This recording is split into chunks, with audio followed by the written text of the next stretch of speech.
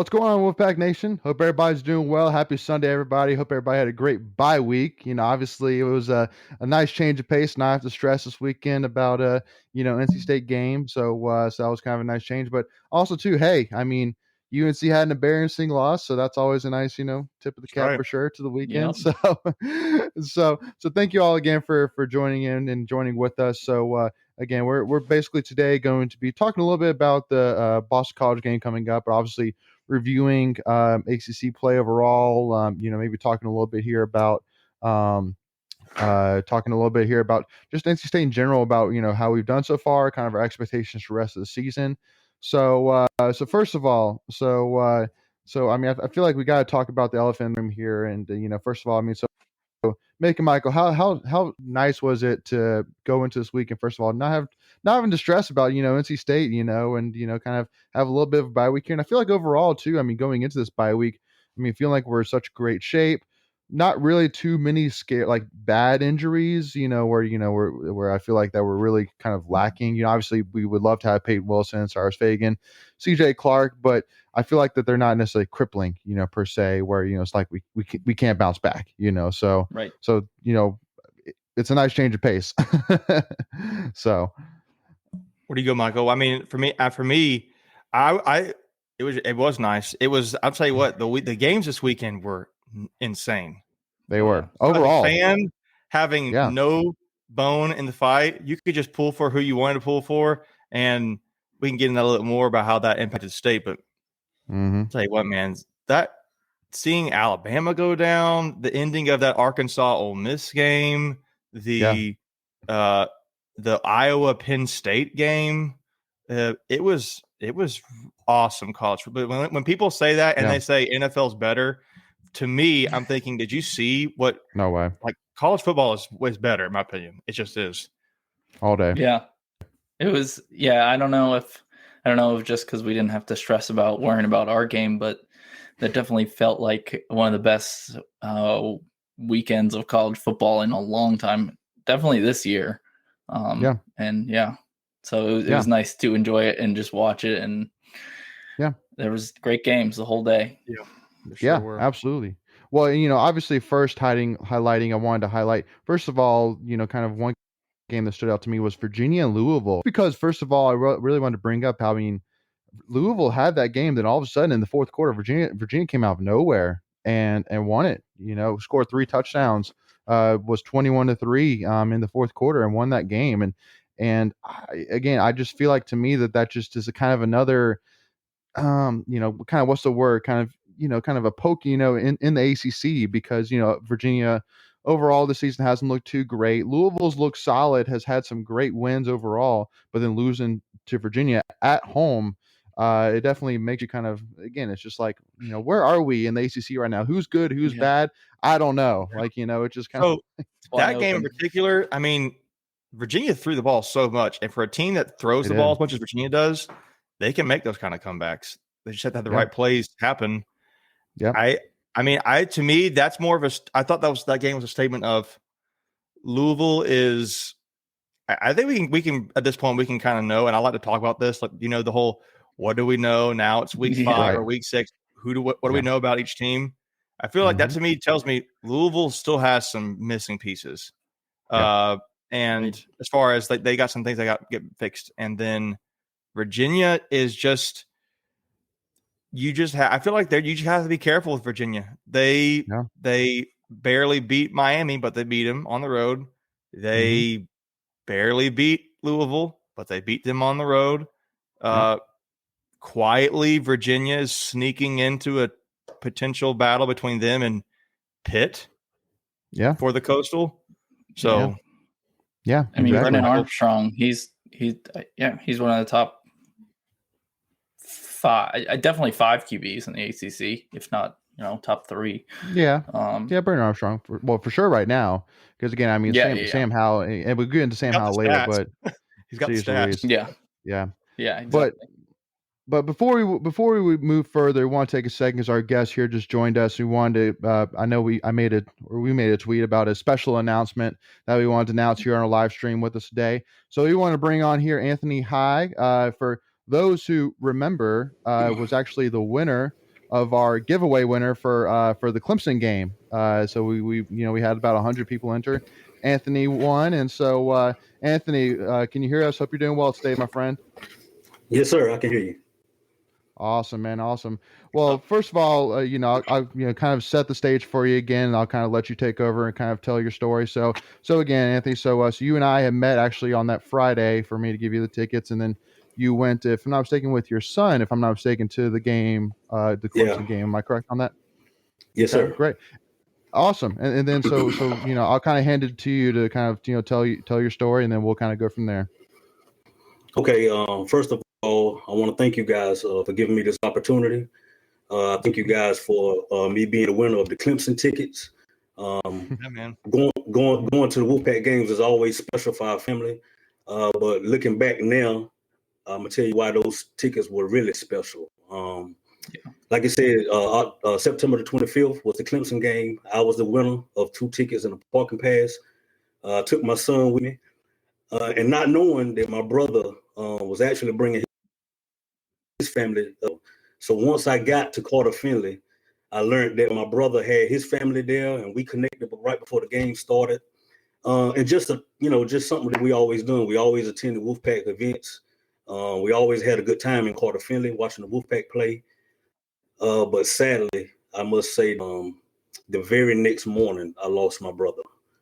He passed away the very next morning. So looking back now, that was my last time spending time with my brother in Carter Finley, watching the Pack get a big win. Wow. Wow. And because too, remind me, so basically he went into work that morning and he was complaining of chest pains or something like that. Am I correct on that, Anthony? Right. We enjoyed the game, like you said, Saturday night. Sunday morning, he got up and went to work. After being at work a couple of hours, he was complaining about chest pains, and he took himself to the hospital. And getting to the hospital, he didn't make it. He had heart failure. Man. Wow. Man, I'm Sorry to hear we're that. very man. sorry to hear that. Yeah. We're very sorry to hear that. So Anthony, and kind of for the sake too, I know that your brother he was a huge State fan. Actually, has a huge connection with NC State. So kind of tell us a little bit about your brother and his connection to NC State, if you don't mind. Okay. So my brother was an amazing human being. He was an incredible guy. He was the best brother, and I must say that we were fortunate and blessed to have 2 incredible parents. My dad, Dexter High, and my mom, Jackie High.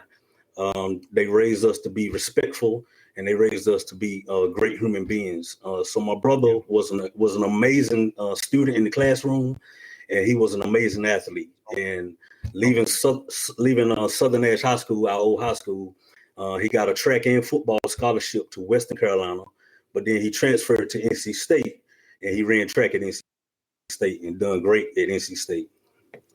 Wow. Okay. Yeah. Well, so again, I mean, it's awesome to hear, that connection. And so that's why I wanted to really just bring you on. I think, I mean, first of all, again, to kind of let you share your brother's story, which is an amazing one, say the least. And, by no means are we trying to bring you on here just to, highlight us. I mean, at the end of the day, we're thrilled that we were able to make that happen, and kind of the luck fell in the favor that, we were able to get you and your son those tickets, to enjoy that awesome game with your brother. And, man, I mean, just absolutely, it just kicks. And I mean, I don't know if you can see the chat, but Travis, says sorry for your loss. And so in honor, and so Anthony, if you wouldn't mind, kind of giving us your brother's name. His name is Derek Antoine High, but we all called him Bougie. Buji. Everybody known him as Bougie. But he was an amazing guy. Yeah, love it. Bougie. Yeah, he was You gotta say a little bit of mustard on it, man. It's a little bit. You gotta put a little mustard on there. I love it. I love it. He transferred to NC State and ran track, and pulling up some of his stats last night, man. And his name is on about maybe 7 or 8 records that he set while he was at NC State running track. Wow. That's amazing. That's unbelievable. Wow. Yeah, man. Well, so Anthony already knows this, and we're going to let you guys know as well. They're tuning in with us, and those who are listening or watching afterwards as well. So in honor of Bougie Highs, we're going to be doing an annual giveaway every single year where we're going to pick one game, probably the biggest game of the season, and we're going to be giving it away, giving 2 tickets away in honor of him. And one thing that I actually discussed with Anthony that we wanted to do is we wanted to do something in honor of him that he would appreciate. And one thing that Anthony said was that giving to the Jimmy V Foundation would mean a lot to him and mean a lot to his family. So what we're gonna do is so for that game, and so what we're gonna do for this season is for the Carolina game this year, we're gonna do it in that you don't have to retweet us, you don't have to be a follower or any means. All you have to do is you have to donate at least $5 to the Jimmy Fien Foundation, and we're going to be working with the Jimmy Fien Foundation to figure out a way to make it so that way we're notified, and we'll work out the details as well. But wanted to go and kind of give you all a heads up about it, and also too to keep an eye on an annual basis that we're going to be doing something like this. So again, raising money for a great cause with the Jimmy Fien Foundation, and again we'll select the winner just like we have so far, but.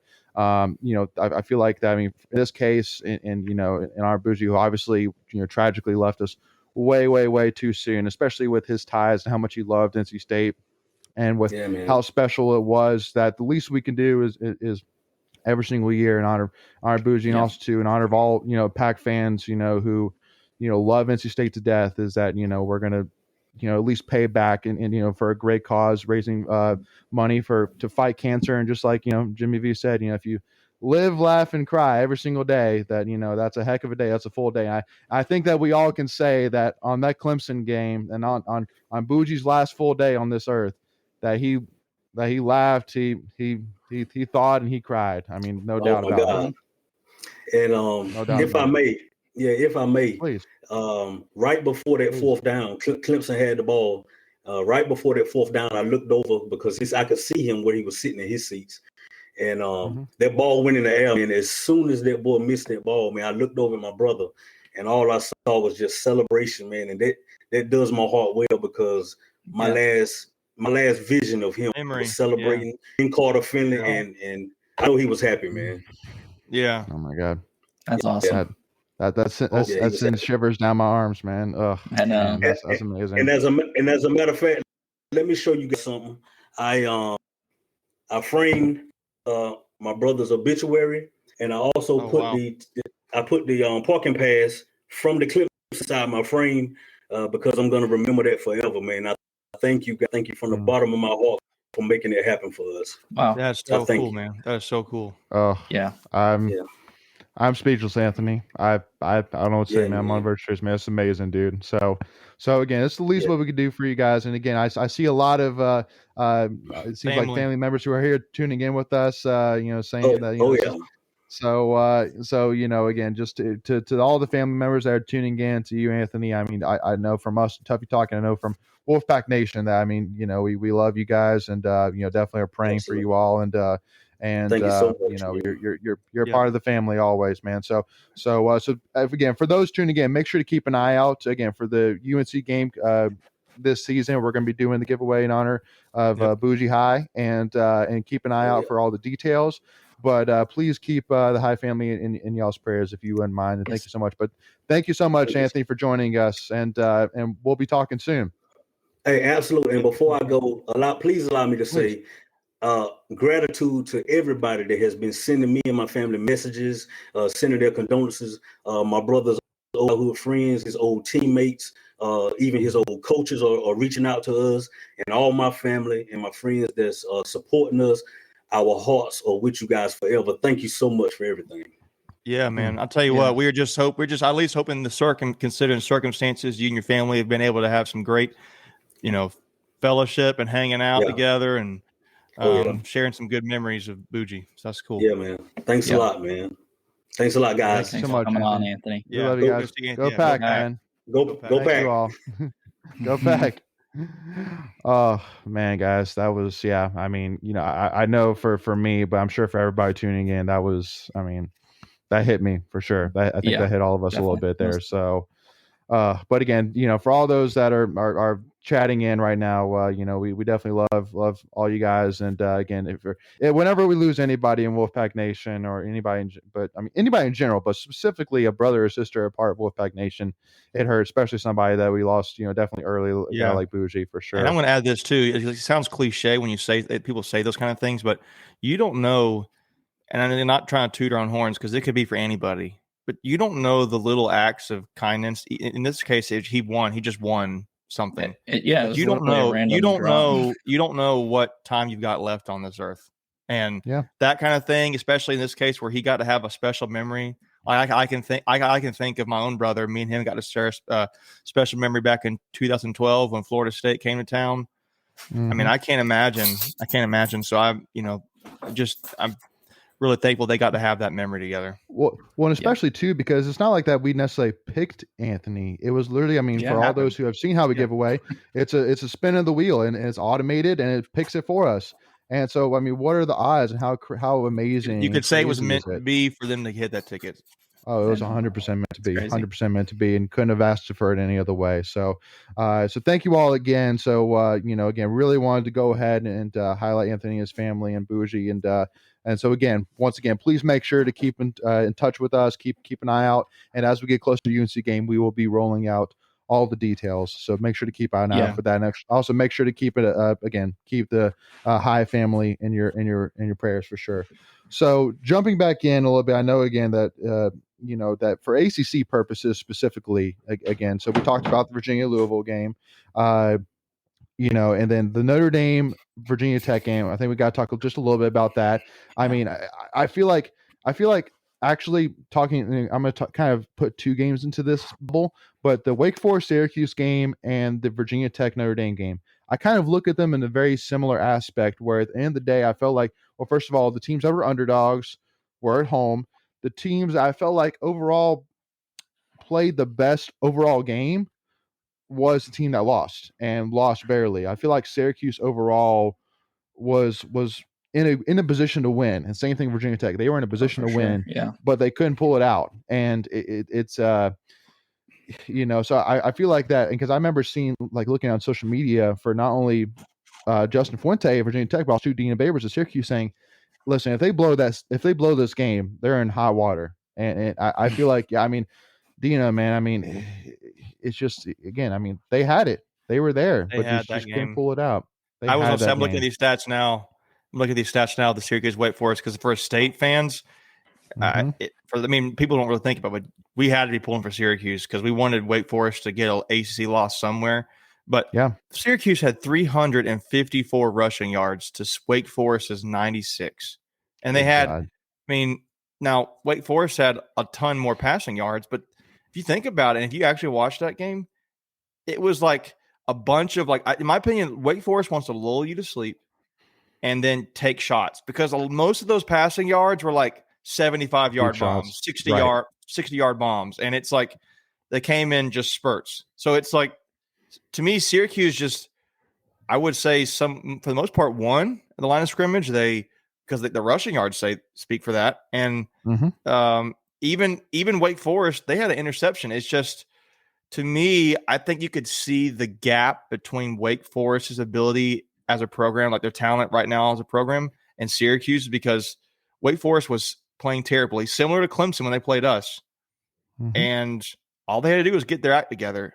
And they did. For Wake Forest, they did. And they executed. But, man, Syracuse played their hearts out if you watch that game. And Virginia Tech played their hearts out if you watch the game for Notre Dame. So, Well, I'll say the bright side for Virginia Tech is that was not a conference loss. It was non-conference. It does not hurt them when it comes to ACC standings, but it hurts for them.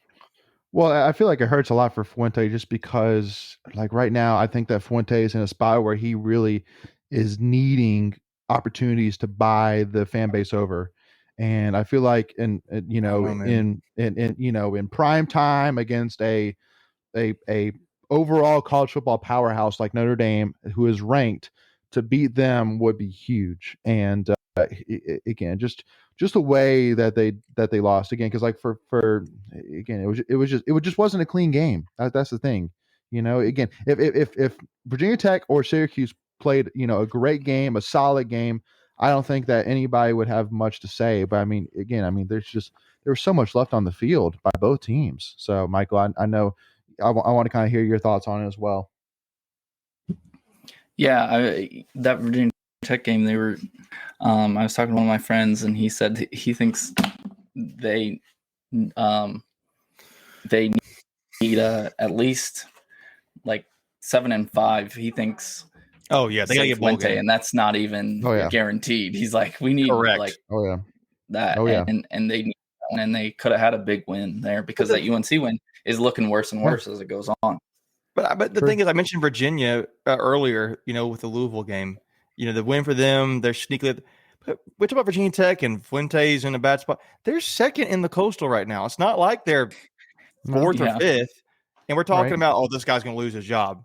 I mean, they're second in the Coastal. So, let me ask you this. Hypothetically, do you think if they were to be a team that goes like 4 in the Coastal and somehow ends up being the team that represents the Coastal Division in a championship game, do you think he loses his job? If they go 7-5 or 7-5 or whatever, and 4 of those wins are, is that, how do you feel as a Virginia Tech fan? No, I know what you're saying. Like, I think 7-5. But if they make it to the ACC championship game, like, I think you have to keep them, right? Like, sure, I don't know, but I mean, again, Pitt is playing great ball right now, and I just so that's what I'm saying is I don't think that we have to worry about that situation because I don't think that Pitt would let it get there. Honestly, anyway, if Virginia Tech goes 7-5, I can almost bet that Pitt will be better than that, But again, it's just a matter of at the end of the day, the opportunities are there, and again, because we can't necessarily look at it as necessarily. Just how we're doing or how any team is doing within the ACC, because we all know that the ACC this year is down compared to where it usually is. But but that teams are going to bounce back. Like more than likely, like teams like like a UNC, a Miami. Hopefully more likely one of the two of those will bounce back and get back to where they were. So at the end of the day, if you don't feel more confident heading into even next season, the year after, the things are going to get better, then that's where you kind of have a sign to worry. But again, I see what you're saying in terms of that, especially if you're competing there with the Coastal, that, I mean, it's great, but again, let's put it this way. Us as State fans, we don't have to worry about that for the time being. So, which is great, a great thing. That's Virginia Tech's problem.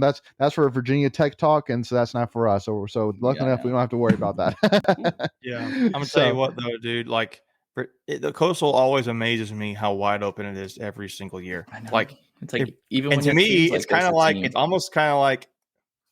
I mean, if Virginia Tech could just get the right coach, and maybe it is Fuente. I don't think it is Fuente. I think now you've had enough time where okay, this is pretty much, I won't say it's a ceiling, but this is what you're going to get with Fuente. Yeah.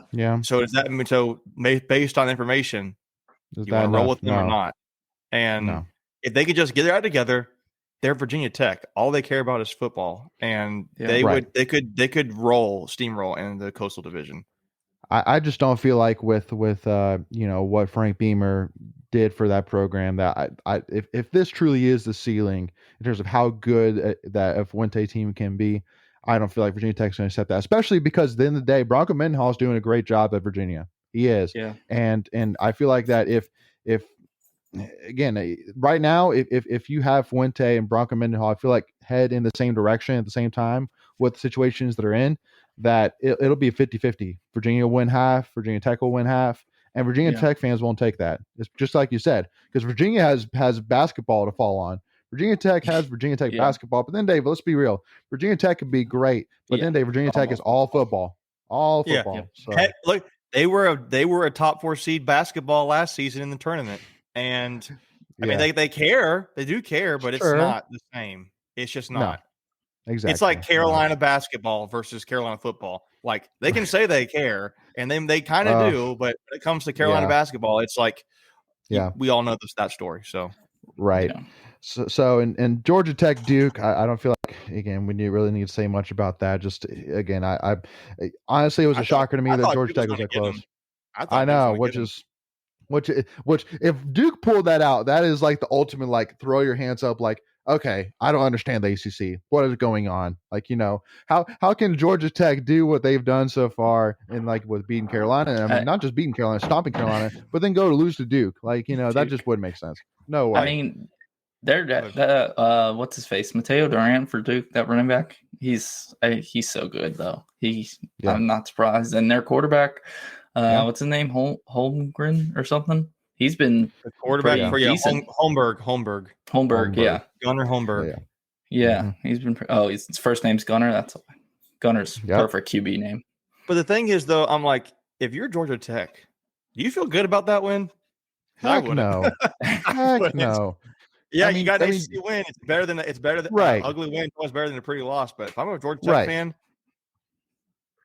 and now as bad as Carolina's looking, and you got to win against a ranked Carolina team. Good for you, but well, especially too, because the first thing I kind of think of is like, for example, our win over Louisiana Tech, which a lot of people say was a bad win, but at the end of the day, Louisiana Tech, again, we'll see what happens for the rest of the season, but I mean, Louisiana Tech is a solid team that could beat a lot of teams in the Power Five this year, but Duke, I mean, again, they lost to UNC Charlotte earlier this year. So, I mean, you can't tell me that a team that loses to UNC Charlotte is a solid team. Like, no matter what they do the rest of the season, there's no way they're a solid team, at least for the rest of the season. But, again, it's just a matter of, again, ACC this year, right? I mean, hashtag what the heck ACC. I mean, that's literally the ACC, line for the rest of the season. We got Syracuse.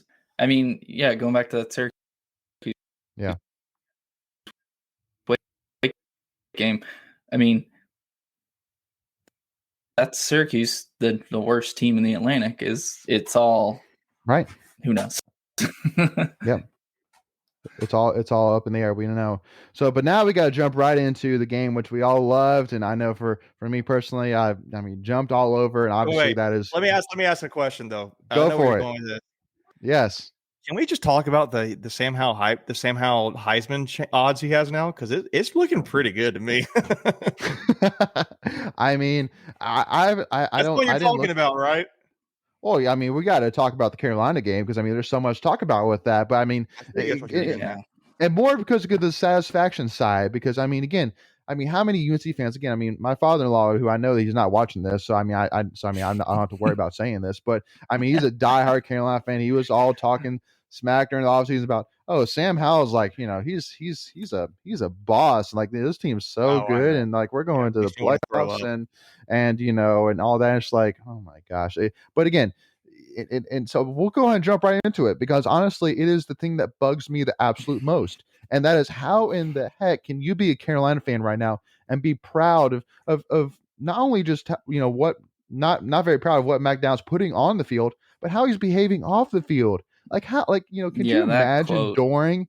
Could you imagine Doran blaming the media for what's going on this season? Playing, it's all somebody else's fault. It's not their fault. It's somebody else's fault who reports what they're doing. It's their fault they're actually playing that. Insanity, absolute insanity. But you can't Matt tell me Brown that needs to retire again. Into that top 10 rating. I mean, right. Look, there's a headline. I sent it to you guys. What was it say? It said, I'm looking at it right now. It was Tar Heels Illustrated. It said the headline going into the preseason. The headline was 5 reasons UNC will make the college football playoffs. Yep. And for those two who don't, so stupid. It's so comical. Well, and for those two who didn't, and let me read the quote just in case somebody who's listening or tuning in doesn't know the quote. So basically, after the game, Mac Brown, a reporter basically asked him about expectations, how proud he was of or how happy he was with what they've done so far. And Mac Brown said, "My expectation is to win every game. So 3 times we've met it, and 3 times we haven't. The national media's expectation, the expectation for us to be a top 10 team, were wrong. So I guess we should all be critical of the media for picking us that high." Yeah, I mean, again, it's just mean? Well, again, so you're telling me that it's the media's fault for you losing to a 1-4 Florida State that you were, I think, a 17-point favorite to win or something like that. Here's my thing too. So you mean to tell me that when you were being considered top 25, you weren't just buying into it and pumping your chest out because of it? Oh, yeah. But now that it's not going your way, you're just like, oh well, Like, y'all were so wrong. Yeah, Y'all screwed us over. You were publicizing the crap out of being a top 10 team, so I don't want to hear it, kind of thing. Well, I don't Go ahead, know Michael. where like the top 10. I get it. Sam Howell is a very good QB, but they literally besides him, they lost their whole offense. How could? Well, I don't know. And Macon, I'm going to give it to you because again, you said that way before the season ever even started. So okay, I got to give you credit for that. Get warmed up right here real quick. Just get the thing. Okay, here we go. Yes, give me some stats. Sure, go ahead. Give some stats. No. I thought that's what you were about to do. No. Here's what I'm going to say. This is what I said in the late start. Okay, Carolina. I don't know how a Carolina team who went 8-4 last season. Again, I'm going to say this probably again. 8-4. They lost their bowl game. The exact same record that NC State had. They had NC State was 8-4. Lost their bowl game both to an SEC school, and now Kentucky looks like a pretty good team right now. So they lose that they have 8-4 record to lose their bowl game. In the offseason, their top 2 running backs and 2 receivers leave. That's a total of 4. I think the number was 4,200 yards of offense. So over 4,000 yards of offense. And somehow they're going to be ranked higher than where they were. It makes no sense. But hey, when they Sam Howell it doesn't. Yeah. But Sam Howell's the man, guys. He's a Heisman win. He's a Heisman contender. Don't you dare say anything different. It's how they want you to be. Well, and again, it just, and I said this from when we watched the Virginia Tech game, which is that UNC is so one-dimensional. I mean, the fact that literally, I don't even know the stats in front of me, but I'm sure maybe Megan will be able to bring it up. But I feel like Sam Howell has led the team in rushing yards most of the games, probably. I mean, I maybe against Georgia Tech did Ty Chandler really do much? I don't even really remember. But again, I mean, I just remember when. Go ahead. I'm gonna say you mentioned Ty Chandler. Rushing yards, they're ranked 60th in the country, so they're averaging 194 rushing yards, which is pretty good. That's pretty good. 60th, right in the middle. You look at total yards for Carolina is 14th in the country. Really good. 508 yards a game on average. That's really, really good. The points per game, 27th in the country. They're averaging 35.5 points per game. That's that's really good. That's on offense. You get a defense. Defense is not great. They are 139th in total yards allowed. They're 114th in passing yards allowed. They're 161st in rushing yards. And points allowed per game, they're 202nd. Dear God. So, yeah.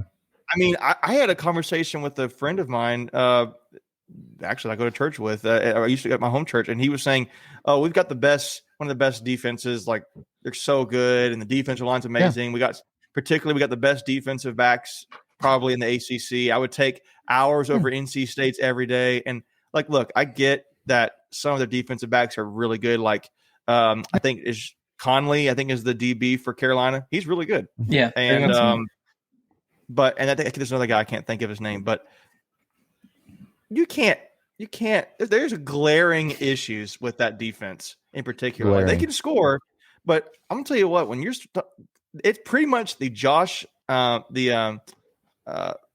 oh my gosh, I'm blanking on Howell's name. Sam Howell show and Josh Downs show. Josh Downs show.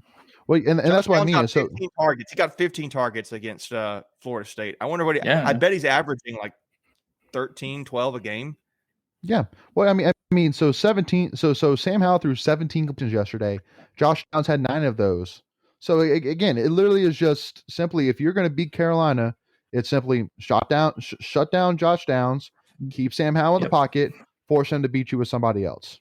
And that's it. Yeah. I mean, that's 71. Josh Downs has 71 targets on the season. So how many games is that? That would be 6 games. So that's games? Like 12 targets right on. 12 targets a game. So that's what I mean. Yep. Shut down Josh Downs, then force him to beat you out somewhere else. That's pretty much that's half the battle right there. That's half the battle. Mm-hmm. So the thing is, though, I will say this: Josh Downs, I know he's a state legacy player, but That guy is the truth. He is the real deal receiver. He's pretty good. The thing though is you would have think other teams would have thought that by now and have been planning around him. But to me, they're scheming against him, particularly, to take away the passing game if they can. But Josh Downs is still getting it done. He's good, man. Yeah. Mm-hmm. Well, because everybody's tweeting out saying Josh Downs should have come to NC State. But honestly, I mean, the one thing which I do say is, I mean, if he was at NC State right now, I mean, how much would he would probably have a place, but just not a place like he does at UNC. Because I mean, again, we got Mecca, Devins, we have a stacked receiving room right now. We got plenty of wide receivers. Porter Rooks, Keelan's saying we got plenty of wide receivers. So yeah, I would think though he would fit in. He would fit in that slot role, and it'd be a battle between him and Rooks, and whenever Thayer wants to leave. Yeah, I'm saying when Thayer leaves, kind of thing. But yeah, right. Was this his first year? Was last year's first year? Downs. Well, last year I believe. Okay, so he would have had to sit behind Thayer pretty much. So his opportunities at Carolina are way better, way more. So I get it. But now for the interesting conversation here, which for those State fans who don't know, is so after North Carolina sitting at 3-3, and the rest of their schedule includes Miami at home, at Notre Dame, Wake Forest, Pittsburgh, at NC State, and then you got a cupcake in Wofford. So, what do you think the record is going to be the rest of the season? But what you've seen so far, you talk about those games you just mentioned.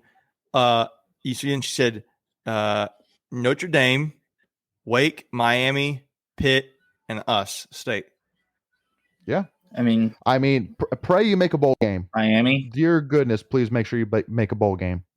I would say there's 2 wins in there, maybe if they can muster it. Yeah. Yeah. But oh my God, if the defense can figure themselves out, they'll be in much better shape. But are you really gonna? You said Notre Dame at home or on the road? It's on the road at Notre Dame. Yeah, Cincinnati did it, but they're not Cincinnati. No. And Wake is. I don't see winning that. Wake on the road. Wake at home. Wake at home. Maybe you get that one. Maybe you get my. I mean, they could beat us. To me, rivalry games, all bets are off. Like no matter what happened in the season, rivalry games. It's like you saw that Texas Oklahoma game. That was insane. Yeah. So it was insane. Yeah, and again, I mean, I'm just saying, that it's a crazy situation that we're in right now, where we're actually, we're hoping Carolina makes a bowl game. So I'm just like you said, rivalry games are tough. That game's always going to worry me. Yeah. But it's beautiful though. We're thrilled as State fans for sure to be in the situation we're in. But again, it's again, I know that obviously from looking at all the message boards that people are calling for Mac Brown's head, which he needs to retire again, is what he needs to do. There's always people who do that. Yeah, any message board on any college. but see, again, they're doing the same thing with Fedora early on. Sure. Now granted, they were having the same level of success, but they were having some success early on, and then it just fizzed out. And maybe that's what you're seeing here. Yeah, also, if message board people ran athletic programs, you'd have a new coach every year. Correct. That's that is a great quote right there. Yes, that is 100% true. Durham would have been gone year one. Yeah, that's true. Oh my gosh. All right, I still remember to this day being on the sidelines, and it was the ECU game that we got smoked by ECU. But ECU was a team that year. That was a good team. 2013. So that was when they had that's last year, or when was last year's? Next to last year. He was still a coach. Yeah, I think 2014 was last year. But I still remember to this day, and we were getting smoked, and there was this fan. I won't describe them, but he was just screaming like he was on the front row right behind the beach. He was screaming at doing, "Bring back O'Brien! Bring back O'Brien!" My gosh! And you realize what you're saying? You realize what you're saying right now? Yeah. So, but like UNC right now for the 2022 class is ranked 13th in the country and is ranked 3rd in the ACC. has, let's see, I mean, a ton of 4 stars, has a 5-star, and Travis Shaw from Greensboro, North Carolina, a 5-star defensive lineman. So it's just, I mean, first of all, I mean, don't be surprised if by any means you see any kind of, recruits being like, oh, okay, interesting, and kind of maybe back off a little bit. But I mean, honestly, all right, so let me ask you guys this. If you're Sam Howell, do you come back next season? Honestly, again, not, and this is not, I don't want bias. I want, no. Okay. To me, absolutely not. Because I mean, what are you gonna? I mean, how do you know it's going to get any better? I think he has to though, because I think this year is hurting his draft stock almost. I don't know about that. The offense is looking pretty good still. Well, and because think about it this way. So when Sam Howell had NFL caliber players on the NFL last year, he did really well. But again, let's be real. The offensive line has been at best, and this literally has Josh Downs and has had some halfway decent running backs at best. So that's what I would say, and I feel like that's what most scouts would see is, again, it's that's fair. I mean, if it was, I guess if I think about it from my position, I would want to go out like on my best year. Even, you can say, okay, yeah, the offense is fine, but the team, it's like not as good. I'd still want to go out, with. But the one thing I would say too, though, but I mean, look at how UNC is using Sam Howell. How many times is he running per game? How many times is he running and getting hit? Yeah, and again, I mean, it's true. like if I'm him, I mean, not necessarily. I mean, that could be his call. Like, Sam Howell could be deciding to do that on his own, which, I mean, that's a possibility. But at the end of the day, obviously the coaching staff ain't doing him no favors, because I just don't understand how they're not telling Sam, listen, like, you're way too big for us to take a hit and get an ACL tear or an MCL tear or something. Like, like if you're going to run, we need you to slide. We need you. We can't get you taking hits like that. I mean, because you're just asking for it. You're asking for it. And especially because Sam Howell is such a key piece that, I mean, could you imagine UNC this year without Sam Howell? Could you imagine? Who's their backup right now? Does anybody know the backup's name? Well, I know Drake May is there, but he's a true freshman. I don't think he's a backup. I forget. I'll know it if you say it, but I forget it right now. Let's look at it. I'm gonna look at it right now. Let's look at it. But I know Drake May is on the depth chart, but that's all. Yeah. But so let me ask you though, in the meantime though, Michael, so while Mike looking that up. So looking at how Wake Forest did against Syracuse, did that game affect your opinion on when we do play them? Like, did that kind of add any kind of, I guess, did that change your opinion at all of Wake Forest football so far this year? I don't think so. I mean, like we said, every ACC game is going to be tough. If anything, it changed my opinion more of our game against Syracuse. That might be tougher than anticipated. True. That's true. That's fair. I agree. And so I'll look before we get there. It's an or. It's like an or thing. So the backup is Jacoby Criswell or Drake May. Okay, so he's an or.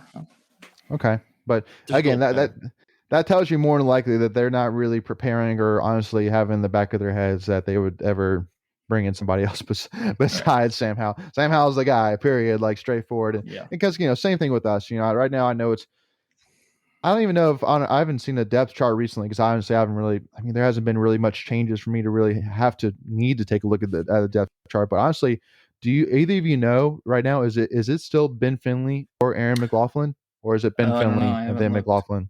I can tell you we looked at it earlier in the season. It was an or, right? It was an or, right? So, but again, I couldn't see under any.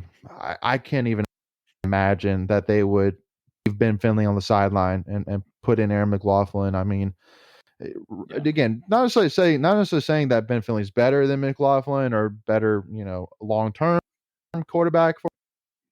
I'm just saying at the end of the day, Ben Finley played against Carolina, looked overall decent, still made his freshman mistakes, which is understandable. But again, I just, at the end of the day, Ben Finley is a more battle tested quarterback. Simple as that. Yeah, for sure. So if forbid, knock on wood, if anything ever were to happen, it's still an or. Louisiana Tech is an or. Okay, interesting. So technically Ben Finley's listed ahead, but yeah.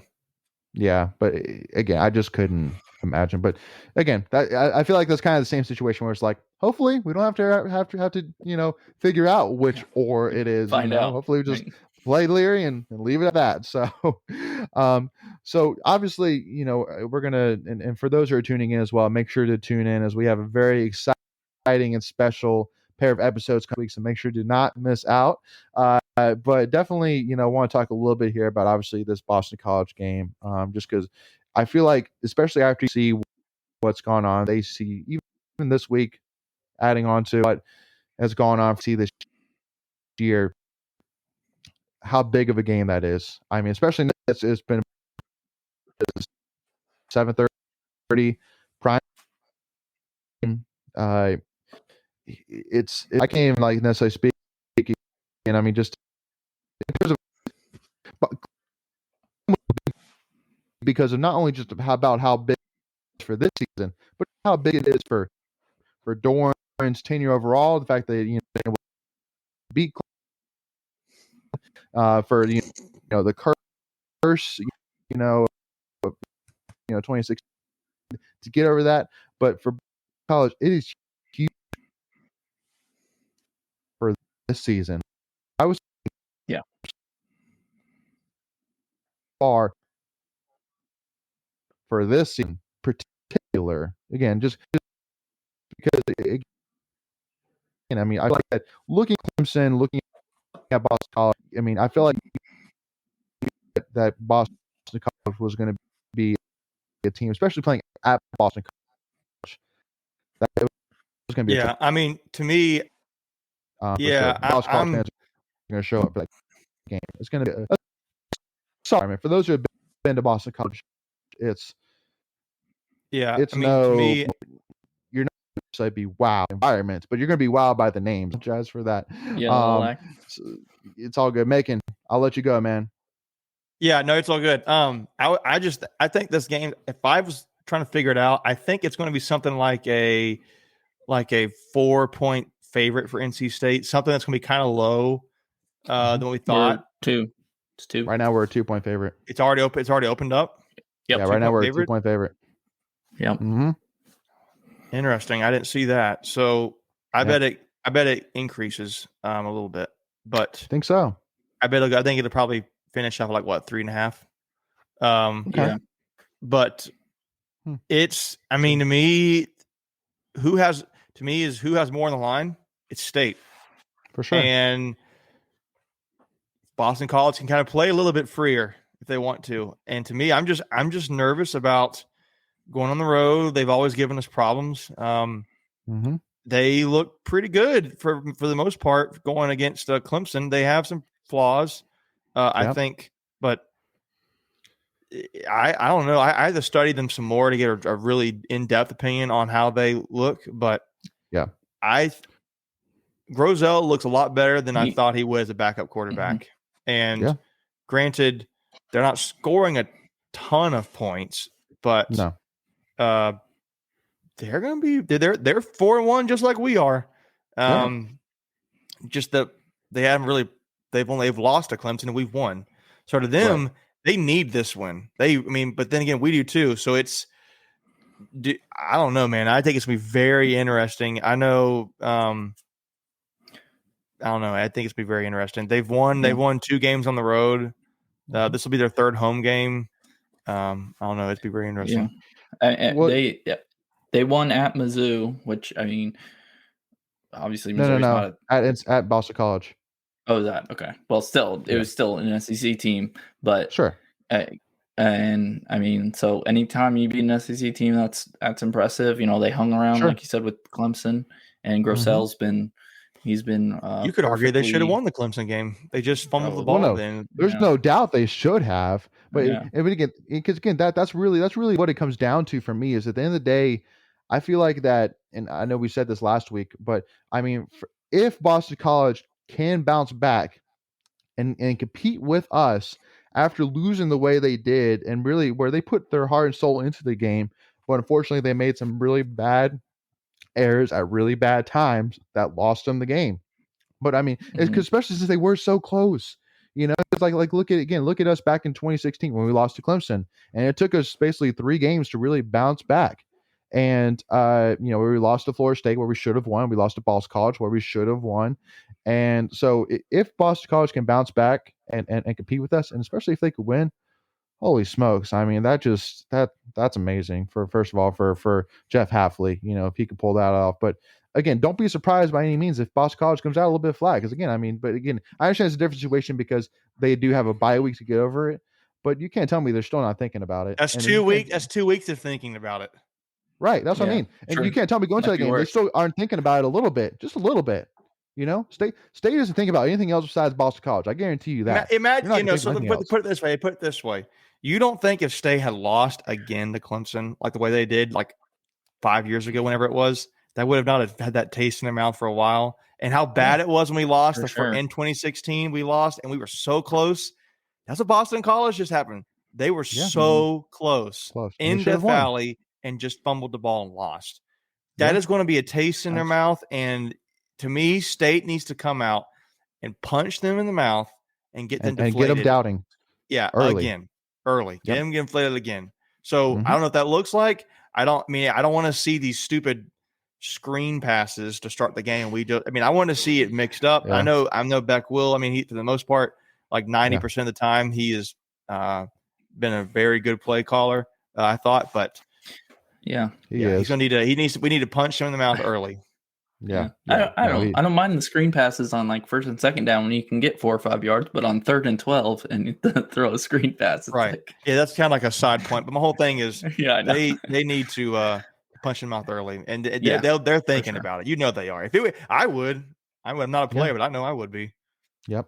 Yeah. So we got a couple minutes here. So I wanted to kind of end with a couple of, I guess, superlatives per se. So Michael, I'll let you start off first, but through the first 5 games so far, who would you say has been your most surprising player so far this year? Like who has I guess gone away above and beyond your expectations for them this season? If you had to pick one player.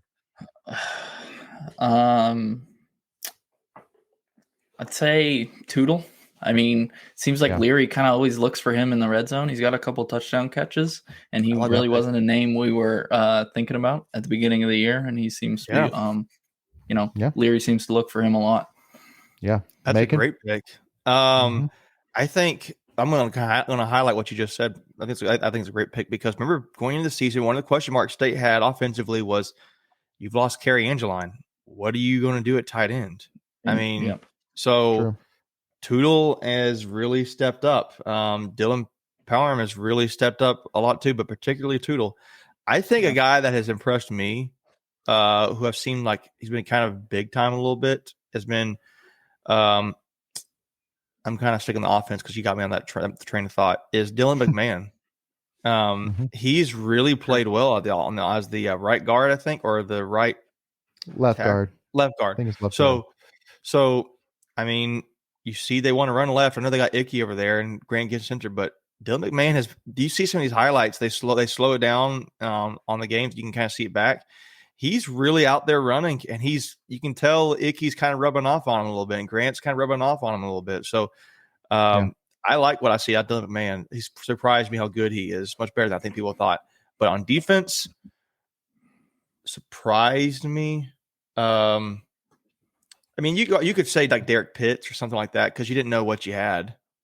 Well, here, let me give you mine, and maybe you might agree with it, or maybe it'll give you an idea of maybe who on defense. Because if you had asked me, I would have said Chris for sure. Because he's been a guy that not only has obviously gotten the ball often, but he's made some big plays for sure this year so far. Yeah. But if you had to ask me, and this is a guy who's not necessarily like leading the team in tackles or anything like that, but this is a guy who honestly I didn't think that we would see him much this season. But he's you've heard his name, here and there for sure, and that would be Davin Van.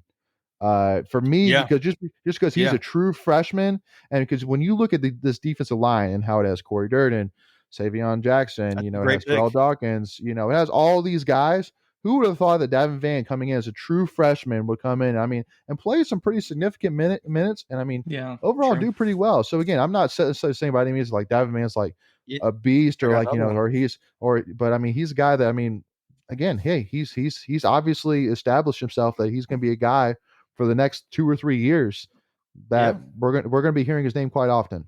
Yeah, I'm going to say another guy I'm going to think of is not as much of a surprise as probably Davin Van has been, but you could argue it is Jalen Scott, the linebacker.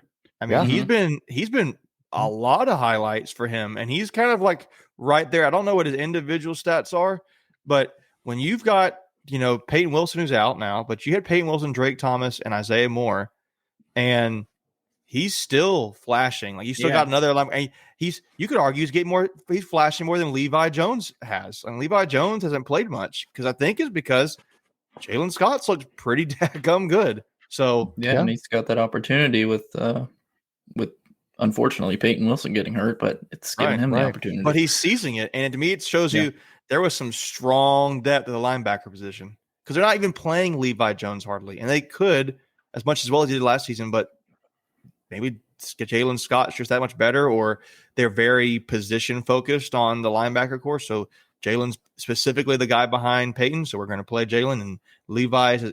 I mean, I don't know, but no, I'd 100% agree with Jalen Scott because, again, I mean, that was one of the biggest things I feel like that Ohio State fans were really kind of talking about with the defense is, unfortunately, with CJ was Peyton going out, that now that depth that we were talking about that we had on the defensive side is now getting tested. Not necessarily that, now we're limited all of a sudden, but just like, okay, you're saying that we have all this stuff. Okay, well, let's see it. And so seeing guys like Jalen Scott jump in, seeing guys like a Davin Van jump in and do well, and again, because you still got guys like Daniel Joseph that are killing it. You still got guys like Drake Thomas, Isaiah Moore that are killing it. But to have guys that, if Drake Thomas or Isaiah Moore need to take a break or, need to jump out or whatever it is, and see guys like Jalen Scott and Davin Van jump in and obviously do the job and then some is a great thing to have. And I think that is honestly what makes you a championship team, or is a big piece of it. Because in the day, you can't have guys that play every single snap for the entire season. You have to have guys that can jump in, and because things happen. And so it's a great thing to see, not only for this year, even I would say, but even for the next year and even going into the next season. But again, it's an exciting time right now. But so one last thing I wanted to kind of ask you guys as we kind of wrap up here and make it, I'll hand off to you. So I asked Michael last time. So what would you say is the one person that you would say, if we're going to win this game against Boston College, who needs to step up for this Boston College game? Oh man. You can even give me a position if you feel better about it. Maybe so give me a position. Maybe I don't know, Michael. Do you have one that comes to your mind right away? Maybe it gives me time to think about it. Not right away. I mean, I'd say, D line. That's kind of a standard answer. Yeah. But they're still on their backup QB. If we can get disrupt their offense. And they like to run the ball more than they like to throw it, I think. So that's somebody like Savion Jackson, somebody like that. Because you kind of know I'd tell you what, I think Savion's been quietly. He has been quietly one of the better players on the team, like on defense, because like he's not getting a lot of stats. You're not seeing that, but he's making the plays happen for other guys. Yeah. That's a good pick. I can't argue with that. I don't know how much they want to run the ball or throw the ball. Maybe like another big game out of Jalen Scott. I don't know. I don't offense. I would say, I really want to see Thayer get back into the game a little bit because they haven't really hit the slot a lot lately. Mm-hmm. Yeah. Or they've been not particularly with Thayer. It's been, you haven't seen much Rook. You have much of Rooks. You haven't seen much of Thayer. You've seen a lot of Mezzi. You've seen a lot of Devin Carter, but it'd be nice to see that. Well, because you've seen Thayer, but you just haven't seen him abundantly, maybe much as you expect. But yeah, because really for me, honestly, the reason why I kind of asked that. So for me, I feel like Tanner Engel is a guy that has played solid this year, but I'm waiting for him to have that big game, and I feel like that for this game where you got a guy like with Boston College. That, I mean, Dave Grossel's done a great job so far throwing the ball through over 300 yards against Clemson, and 2 touchdowns. And then you got, they have a guy named, Zay Flowers that, I mean, is a stud wide receiver. From North Carolina. And I mean, whoever's covering him probably be a good choice too. Well, so that's why I'm saying, you could easily say maybe a Shaheem, but let's be real. At the end of the day, Tanner Ingle is one of the leaders on the defensive side, and he is the leader of the defensive back core. And so I feel like that, again, he needs to make sure these, and I feel like he needs to make sure, but I think that he will get these guys ready. He'll get them focused. He'll understand the situation that at the end of the day, if we can keep them on the ground and force them to run the ball and force them to focus on running the ball, then that's a huge favor in our hands. Make Roselle throw the ball against you, because I'm looking at his stats right now. He is averaging 2.7 yards per pass. I think that's right. Basically less than 3 yards. His longest pass is 19 yards and 2 touchdowns, and that's on 28 attempts. Wow. So he's not really throwing the ball. Their main guy is, as a running back, last name is Garwo. Or Jarwo, Garwo. He's got 5 touchdowns on the season, averaging basically 6.5 yards a carry. He's the guy. So your comment about the defensive line, and then I just don't see them throwing to Zay Flowers a ton. I mean, lock up Zay Flowers, but sure, dare them to throw the ball against you if they need it. That's what I would do. Yeah.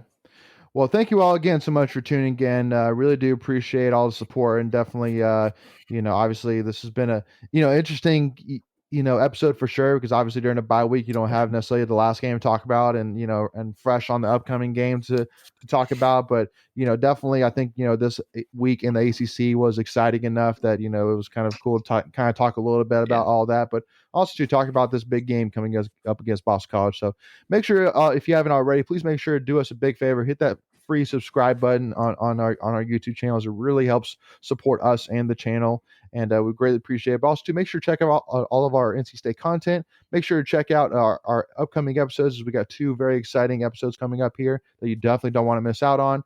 And make sure, if you haven't already followed us at Tuffy Talk Now on Twitter and Instagram, make sure to do that, especially so that way you make sure you do not miss out whenever we release the details on this giveaway in honor of Bougie High that we're going to be doing for the Carolina game for 2 free tickets. So make sure to not miss out. So thank you all so much again for tuning in. As always, go Pack, and hopefully we'll be talking a week from now, feeling great after a big win against Boston College. So that's the hope. Let's do it. Thank you all so much. Go Pack, y'all. Go Pack.